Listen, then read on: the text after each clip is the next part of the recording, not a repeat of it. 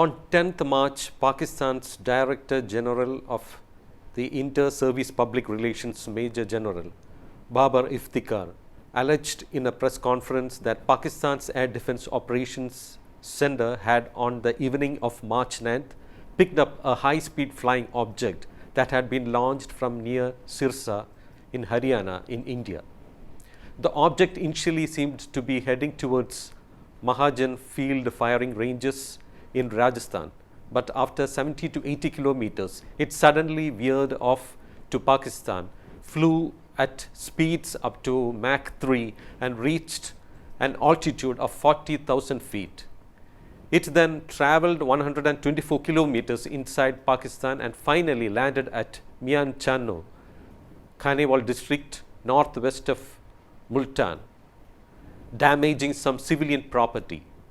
He also said that Pakistan had recovered the debris and was examining it and said there were no loss of lives.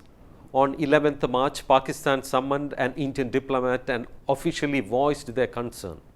Soon after this, India responded in a calm and composed manner, saying that it was an accident and expressed deep regret. India added that the accident occurred due to a technical malfunction during a routine maintenance check. The Indian government had taken a serious view of the incident and ordered a high-level court of inquiry into it. From tracking data, particularly the speed, altitude reached, released by Pakistan and the pictures available, it seemed fairly certain that the object was not a ballistic missile or a hypersonic glide vehicle or India's under-development hypersonic technology demonstrator vehicle Mach 7 BrahMos 2. However, from pictures, it seemed that it was India's supersonic BrahMos cruise missile. This dismisses one of the outlandish theories being circulated on social media that India had deliberately fired the missile to test Pakistan's missile defense readiness. It should be noted that no responsible country will risk firing a modern frontline missile without a warhead to test an adversary's readiness and risk it falling into inimical hands. To err is human, goes the saying, and the missile misfiring might have been such an error. Even the nuclear weapons history of the US, the UK and the erstwhile USSR or present-day Russia is replete with accidents. Now, whatever it may be, experts say India has achieved three major things in one go. First, India's cruise missile BrahMos was launched into enemy soil without further deteriorating relations with Pakistan. India was able to understand how Pakistan would react to such a missile incident.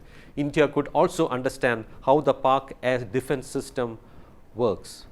Second, the Indian defense forces were able to determine the accuracy of the radars installed on Pakistan's borders and whether they could detect missile from India.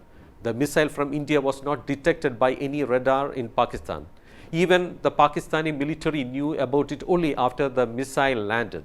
The limitations of Pakistan's air defense system was also evident. So, this misfiring for India was killing two birds with one stone.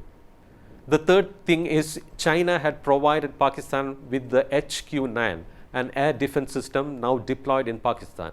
The same defense system is used in China. The fact that HQ-9 couldn't destroy India's missile even as it went near it gives India an upper hand in defense technology vis-a-vis China and Pakistan. By the way, United States has said there is no indication that the recent firing of a missile from India which landed in Pakistan was anything other than accidental. Hello, I am KC Ashok from Kaumudy Global signing off. Kindly subscribe our channel for more news updates.